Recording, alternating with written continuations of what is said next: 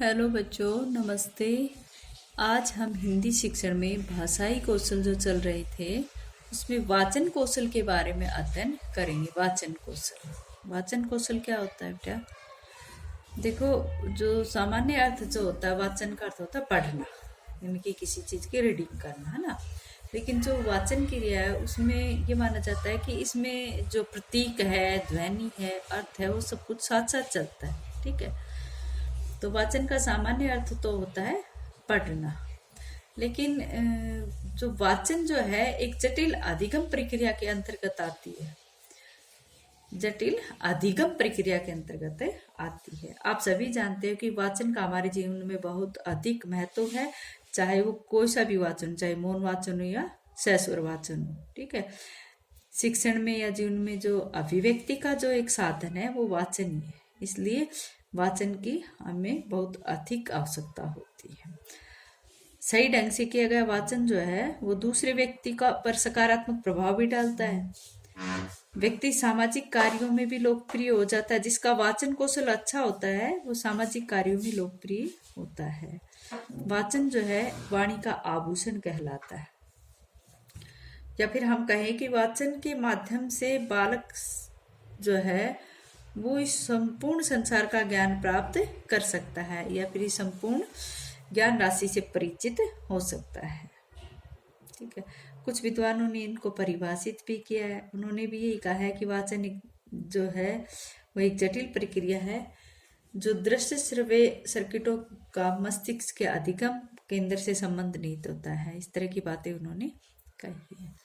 तो सबसे पहले जो बात आती है यहाँ पर वाचन क्या है? देखो, वाचन का सामान्य अर्थ है पढ़ना, रीडिंग करना। ठीक है। वाचन वह क्रिया है जिसमें प्रतीक, ध्वनि और अर्थ साथ साथ चलते हैं। यानी कि वाचन वह क्रिया है जिसमें तीनों ही बातें साथ साथ चलती है। कौन कौन सी? प्रतीक, ध्वनि और अर्थ साथ साथ चलते हैं। वाचन वाणी का आभूषण है।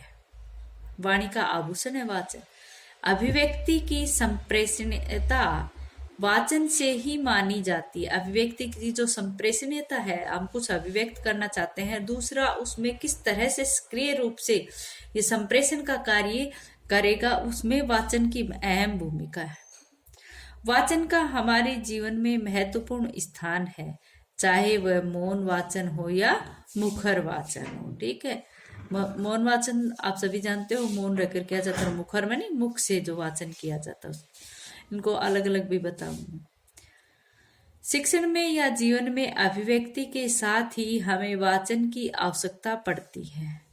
वाचन एक ऐसा साधन है जिसके माध्यम से बालक संपूर्ण मानवता के द्वारा संचित ज्ञान राशि से परिचित हो सकता है। मैंने कहा ना कि वाचन एक ऐसी साधन है जिसके माध्यम से बालक संपूर्ण ज्ञान राशि का ज्ञान प्राप्त कर सकता है। ठीक है। अब आ जाओ वाचन के भेद। वाचन के दो भेद माने जाते हैं। ठीक है। कौन कौन से हैं? सबसे पहला है सस्वर वाचन और दूसरा है मौन वाचन। सस्वर वाचन और मौन वाचन। तो सस्वर वाचन कौन सा होता है? सस्वर वाचन, सस्वर का अर्थ है जोर से अथवा स्वर सहित वाचन करना। जोर से अथवा स्वर सहित वाचन करना सस्वर वाचन कहलाता है।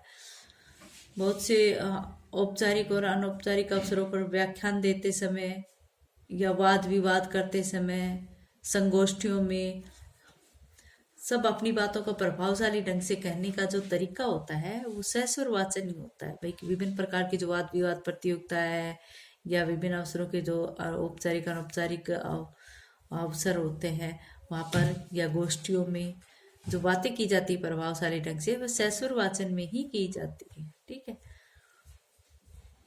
तो सस्वर वाचन क्या होता है? देखो, जब मनुष्य अपने द्वारा किए गए वाचन को अन्य लोगों को भी सुनाना चाहता है, भाई धीरे धीरे नहीं, जोर से करता है ताकि दूसरे लोग भी सुनते, अर्थात उसका ध्वनि युक्त उच्चारण करता है, तब है वाचन सैसुर वाचन कहलाता है। अगर कोई व्यक्ति अपनी बात को दूसरे व्यक्ति को भी सुनाना चाहता है या फिर ध्वनि युक्त उच्चारण करता है तो वह क्या है, सैसुर वाचन है।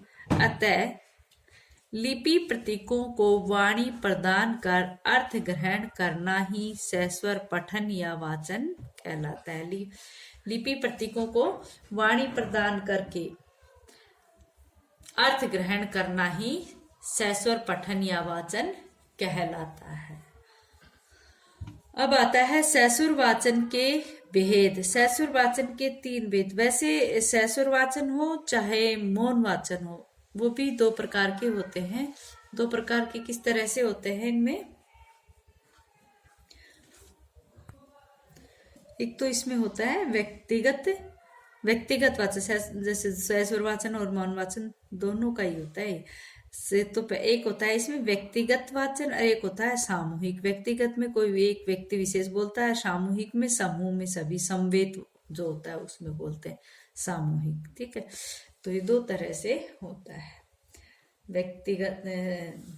व्यक्तिगत और सामूहिक। व्यक्तिगत और सामूहिक, और ये मौन वाचन के भी पार्ट है, व्यक्तिगत और सामूहिक मौन वाचन के भी। तो सैसुर वाचन के जो भेद हैं 3 कौन कौन से हैं? सबसे पहला है आदर्श वाचन। आदर्श वाचन क्या होता है बेटा? आदर्श वाचन जब अध्यापक जो होता है वो किसी गद्य या पद्य के अंश का सैसुर वाचन करता है। कैसा वाचन? जो स्पष्ट हो, जो शुद्ध उच्चारण हो, जिसमें उचित आरोह अवरोह के साथ वाचन किया गया हो, वो क्या है? सैसुर वाचन। कहने का अर्थ कि आदर्श वाचन किसी भाषा अध्यापक के द्वारा जब वो कक्षा में आदर्श वाचन करता है तो वो किसी गद्य या पद्य के अंश का सैसुर वाचन करता है। वैसे ही पद्य में आता है जिसमें लय ताल वगैरह होते हैं, उसमें आता है सैसुर वाचन। लेकिन वहां पर इन चीजों के साथ और बातें भी देखी जाती है कि भाई उसका वाचन जो है वो स्पष्ट हो, शुद्ध उच्चारण हो और वो आरोह अवरोह का उचित प्रयोग करते हुए उसका लय और गति से वाचन करता है, तो वो सैसुर वो आदर्श वाचन कहलाता है। सॉरी, आदर्श वाचन होता है। ठीक है, उचित विराम चिन्हों का प्रयोग करते हुए जो वाचन करता है वो आदर्श वाचन होता है, चाहे ये गद्य का हो चाहे पद्य का हो। ठीक है, नेक्स्ट आता है अनुकरण वाचन। अनुकरण वाचन, अनुमिन पीछे, करण मानी करना।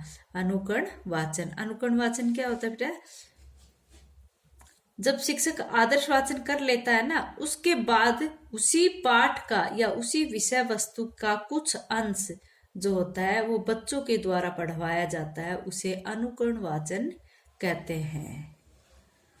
ठीक है, अनुकरण वाचन कौन सा? जब शिक्षक जो भाषा शिक्षण का जो अध्यापक है वो आदर्श वाचन कर लेता है, आदर्श वाचन करने के बाद उसी पाठ का कुछ अंश या विषय वस्तु को दूसरे बच्चों के द्वारा पढ़ाता है उसी तरह से, तो वो क्या है? अनुकरण वाचन कहलाता है।